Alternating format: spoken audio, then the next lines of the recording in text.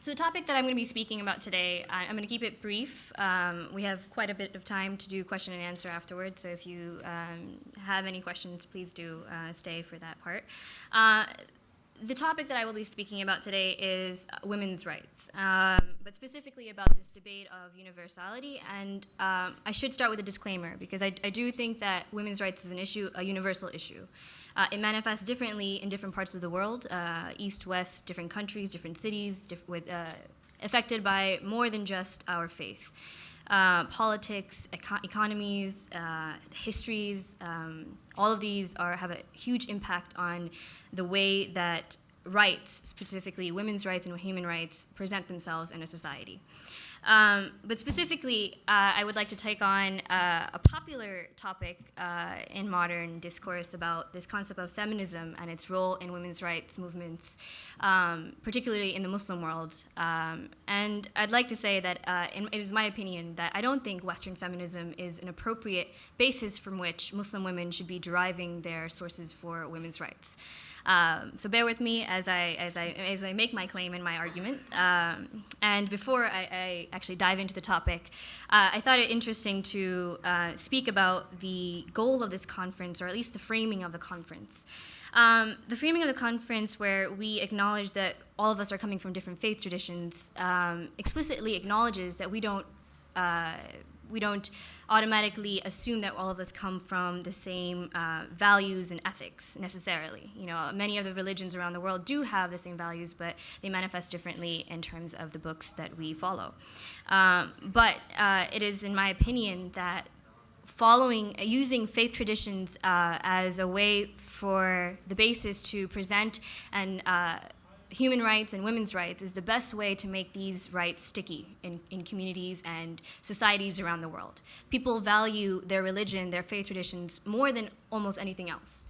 It's evident throughout history that faith traditions are what people will, in many cases, put their lives on the line for. And it is from this source that I argue that women's rights movements, particularly in the Muslim world, should not be taking their foundations from something foreign, and I'll be talking about some of the history of where Western feminism and why it's problematic for Muslim women to be adopting these values, or at least the history that is attached to Western feminism, but specifically why faith tradition would be a more valuable, more effective basis for which to argue for women's rights.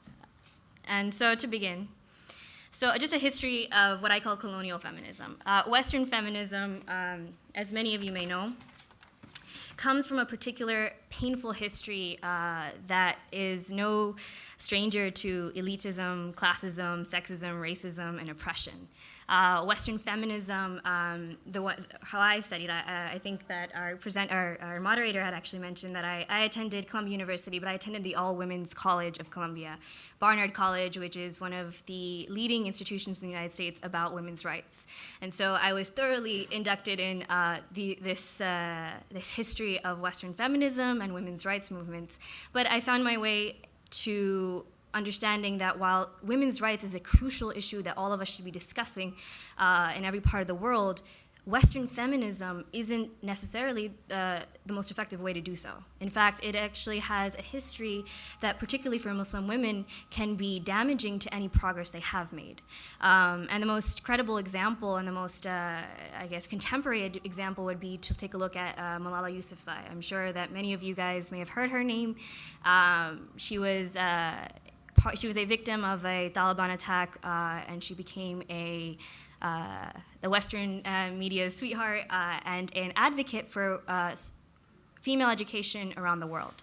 But what we fail to recognize is that while Malala Yousafzai's accomplishments and her hard work are without fault and should be applauded and praised, there is a very problematic way in the way she's being presented, and her work, like many Muslim feminists who have been claimed by the feminist movement, how in their societies their work is hindered by this attachment to Western feminism. And it's because it comes from a particular history of brutal colonization. Feminism has been, for the past 200 years, a scapegoat for colonial powers to invade countries, and not only in the Muslim world. I just have a small graphic, and in the two circles that are circled in the two areas on the map, this is just from World War II, and this is just talking about the US intervention in different parts of the world. And this is just from World War II, and you can see in the areas that I've circled, these are my mainly Muslim majority countries. And in almost every single one of these interventions, the argument has been made that we must invade, not invade is not the word they use, but we must intervene to save these women. We are the saviors. We must save these women from their own communities, from their own patriarchy. And while their intentions may be pure, I have no doubt about that, the execution of this in this manner has caused more trouble and more oppression than not. As has the case, take a look at Malala Yousafzai again. In Pakistan, while Malala Yousafzai is an example of extraordinary heroism in fighting back from the Taliban, there have been thousands upon thousands of Malala Yousafzais who weren't attacked by the Taliban, but by drone strikes, led by Western institutions who are claiming to fight for women's lives, for women's freedoms. And so, it is important to note that this is the basis for why feminism as a term, as a movement, as a theory, should not be applied to the Muslim world. It has too many painful reminders of the oppression of the past. Colonial feminism is a term that is very common in literature today, but it has deep roots in this world. There's example in the Muslim world particularly. There's examples of Sudan, Somalia, India, Egypt, Tunisia, Algeria, and most recently Afghanistan, Iraq, and Syria, where the same language is again used, where we're saying we're going to be fighting for these women's rights, we're going to liberate these women, and to do so, we are going to bomb them, we are going to attack them. So there's this quote that I felt really did summarize this idea, this contradictory statement, and it says, the idea of killing people to save them has always been a cynical way to manipulate public opinion then and now. The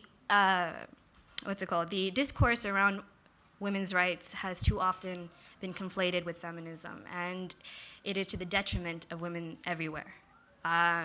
Women, if we are true feminists, as I learned at Barnard College, you accept that women have the agency and the authority to define your own rights the way you'd like. You are not to be part of it. You're not to be oppressed by the men in your society or by the patriarchy of your society or the dictates of whatever culture you have, but neither are you supposed to be oppressed by some other form of women. And I feel like in this manner, Western feminism hijacking any kind of women's rights movements around the world has hindered the ability for them to progress. And moreover, this intervention, this military, economic, and cultural intervention in the form of not only, media and war has only hindered their progress or any progress furthermore. Got a little off track.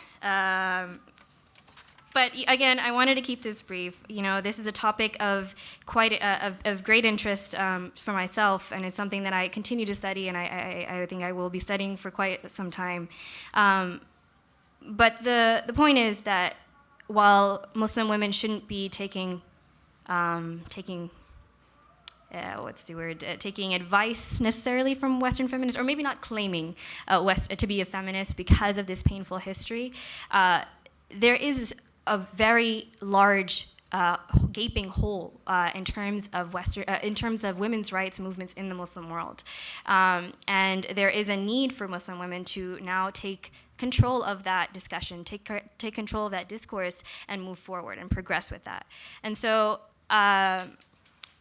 Kind of went over this, and in doing so, I think that my recommendations, and it is in my opinion that as people of faith, this convention, this community, we all attest to some sort of faith. Like I said, faith traditions provide a set of values that are the most sticky, that are the most valuable for humans. They are the ones that humans will follow. above anything else. You can convince someone if they believe in something that they will do it. And I think that for Muslim women, whether you are a man, a woman, and child, any sort of change that will come from these communities must come from something that they value. And for that, in that case, it is Islam and the Quran and the Sunnah. That is, while we have different interpretations around the world, there is no disagreement about the validity of these sources, the Quran and the Sunnah.